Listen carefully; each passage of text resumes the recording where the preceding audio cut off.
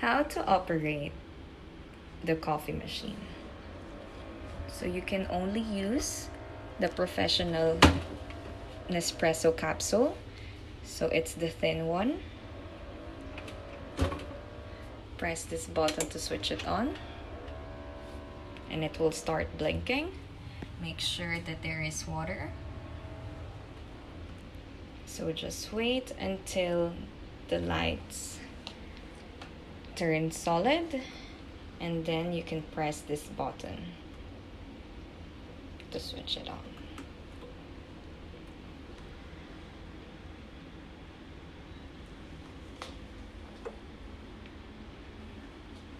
There you go. Just